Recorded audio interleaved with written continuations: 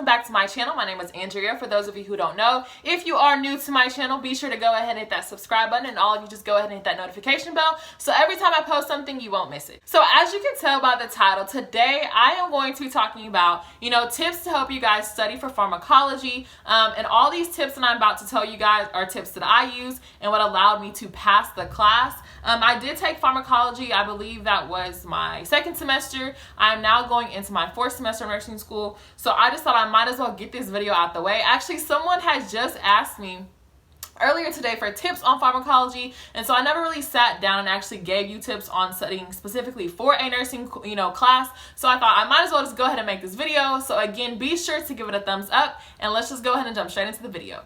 Okay, so honestly guys, like when it comes to pharmacology, I feel like this class is honestly and truly all about memorization versus like when you're studying for your other nursing classes, you really have to, understand and know what you're studying and really retain that information, because when it comes to, the questions for those specific classes, you have to be able to apply what you have learned. But when it comes to pharmacology, in my honest opinion, I feel like it's really all about memorization. So what helped me, I believe what helped me to do so well in the class was, I honestly have a good sense of memorization and also repetition.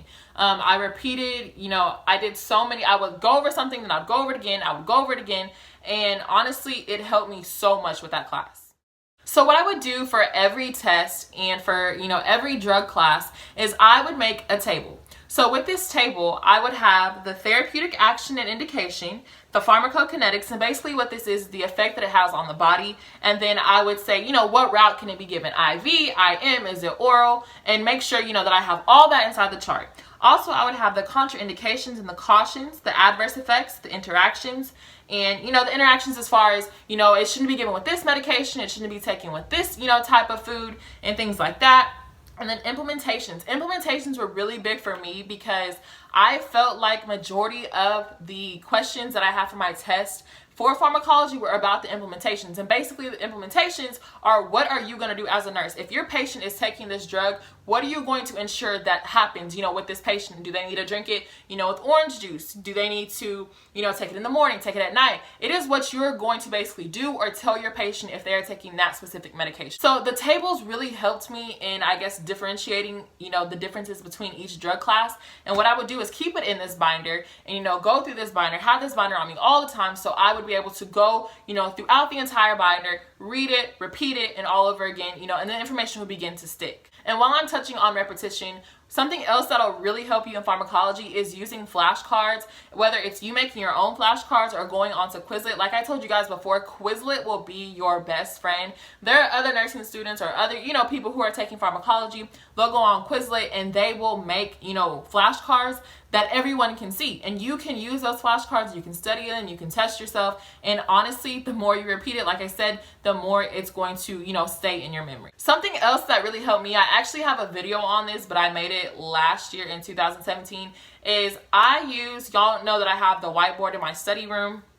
I use my whiteboard and I use the teach back method. So basically what that method is I will write, the information on the board, and I will literally sit there and talk to absolutely empty space. I will talk to space. I will act like I have a classroom full of students and I am teaching them what is on the board. Because honestly, if you can teach it and if you can talk about it, you basically know it. Another thing that really helped me as well was, it sounds crazy, but I used to just because sometimes I just didn't want to get out of my bed to study. I used to just grab a notebook, get in my bed, get a pencil, and just write it, in a notebook, back to back to back to back. I would literally write the same thing over and over and over. But when I tell y'all, I really cannot, I feel like I can't say it enough for you guys.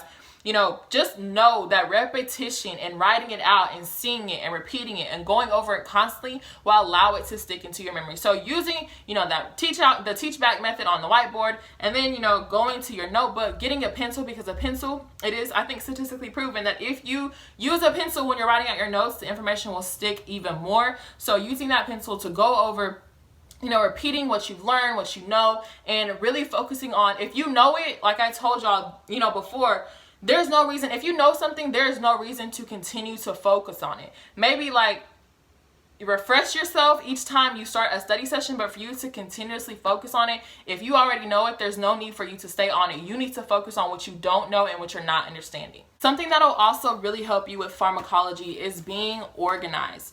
I had a binder, and this was when I really was keeping up with binders in nursing school. As I progressed through my program, it was really hard for me to make sure I was, still using my binder. But I believe my second semester is when I used my binders the most, when I was taking med surg and pharmacology.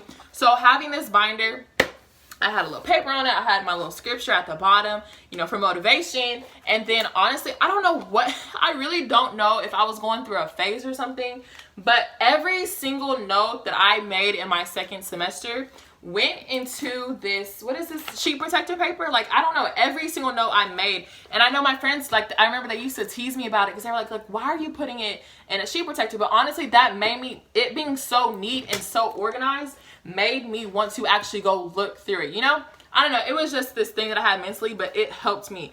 Y'all are always going to find a way that's going to help you, that's going to motivate you. And it may be weird to other people, but if it works for you, so be it, girl. You go ahead and do it. But again, organization was key. Y'all know I was all about color, so I had the color. I had the tables, I had it in this binder, and I had this binder with me. No matter where I went, I had this binder with me, so I could take it out, I could go over the information, and I could repeat it. But overall, guys, I will say this class, I want to personally tell y'all, I just feel like this is one class you really, honestly, truly don't need to stress over, because I feel like, like I said, it's all about memorization. If you're good with memorization, if you're good with, you can repeat things and things stick into your memory, then honestly, pharmacology will be a breeze for you.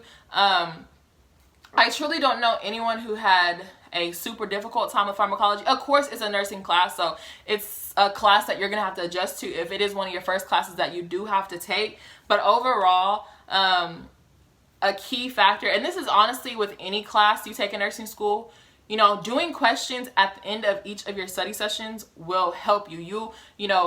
You'll be able to test yourself over what you have studied, and you can be able to make a mental note on what you do know versus what you don't know. So again, when you start your next study session, you know what you really need to focus on based off of your results from the test that you took. And there's honestly so many, online quizzes, online tests that you can take. And then also, I don't know how other nursing programs work, but for some of my classes, I think I had it for pharmacology, I'm not 100% sure, but for some classes they require you to get an access code, and with that access code, it kind of links you to a website, made through that book, or the book that you have, your pharmacology book. So when you get that access code, you go online, you type in the code, you say what class you're in, and then it gives you so many questions for you to go over, for you to practice.